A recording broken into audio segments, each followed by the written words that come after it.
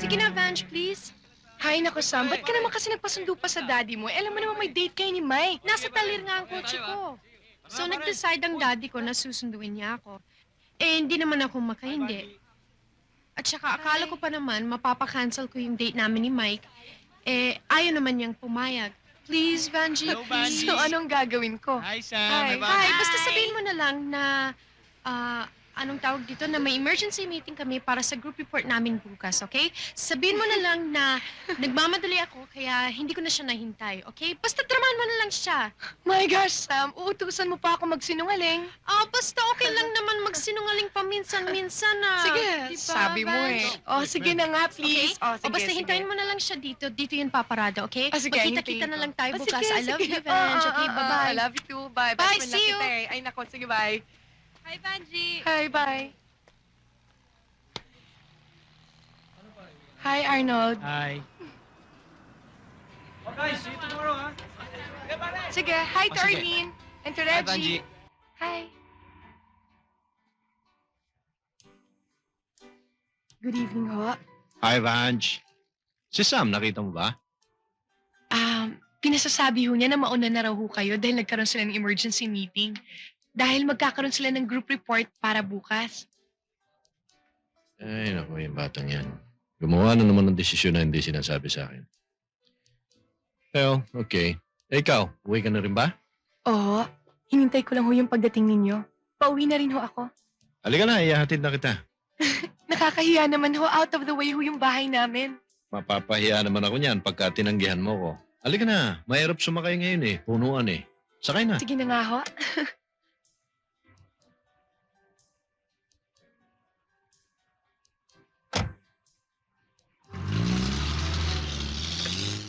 Ano, pare? Ayos yung pinuntahan natin, oh.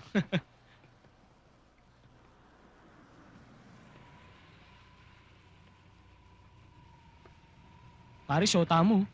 Alam niyo ho, ang bait-bait ho ninyo. Ang swerte-swerte ho ni Sam. Mukhang may pumaporma na yata iba sa syota mo, ah. Naku, pare.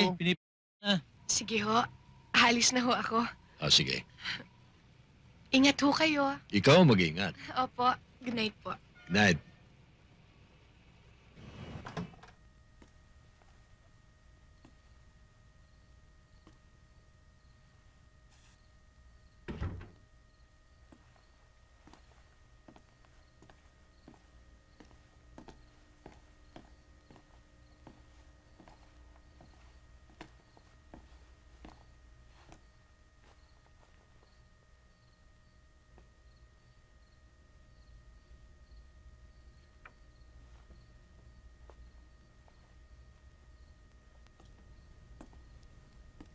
Ate,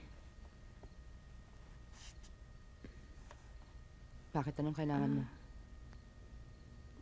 wala lang. Gusto na sana kitang kamustahin. Medyo matagal-tagal na rin kasi tayong hindi Hindi ako mabuti. nakakapag-usap. Habang buhay na siguro akong ganito. Ate, pinahihirapan mo lang yung sarili mo sa ginagawa mo eh. Ako naman ang nahihirapan. Ate, pareho tayo nang wala ng anak. Wala na sa akin si Marco pero wala akong ibang magawa kundi tanggapin yun. Alam ko masakit pero yun ang dapat. Kailanman, hindi ko matatanggap ang nangyari sa anak ko dahil sa pagpapabaya ng mga taong inaasahan ko. Sinisisi mo ako? Ha? Hindi na sana sasama si Justin noon. Pero nangako ka sa akin. Sabi mo, ate, akong bahala. Ako ang bahala. Pero hindi mo ginawa. Alam mo, nag-iisang anak ko si Justin. Nag-iisa. At hindi na ako pwede magkaanak uli. Pinabayaan mo ang anak ko. Pinabayaan mo anak ko.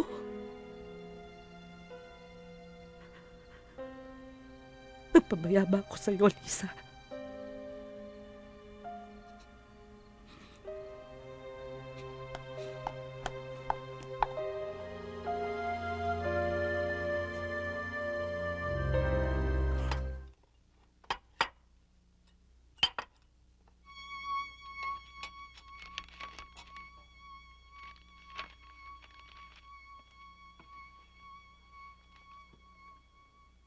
Ate!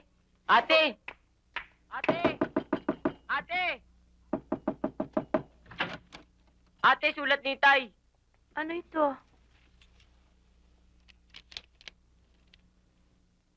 Bianca, Jeffrey, mga anak, pasensya na kayo sa itay ninyo. Masakit para sa akin ang desisyon kong ito. At alam ko masakit din to para sa inyo. Pero mabuti na umalis ako. Hindi na nga ako makatulong sa iyo, Bianca. Magiging napakalaking pabigat pa ako para sa iyo. Huwag niyo na sana akong hahanapin. Lalong-lalo na magiging masakit para sa akin kapag nalaman ko naghihirap kayo sa paghahanap sa akin. Kaya ko alagaan ang aking sarili. Asikasuhin mo na lang si Jeffrey, anak. At lagi mong iingatan ang iyong sarili. Mahal na mahal kayo ng itay, kaya niya ginawa ito.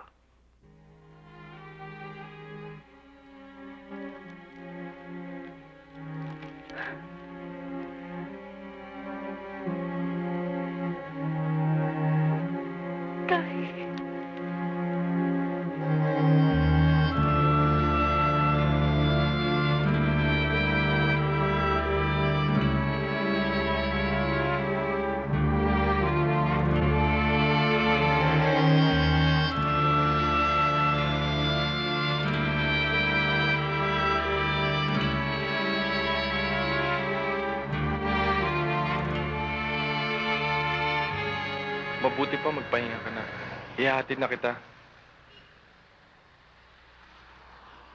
Saan na kaya siya nagpunta?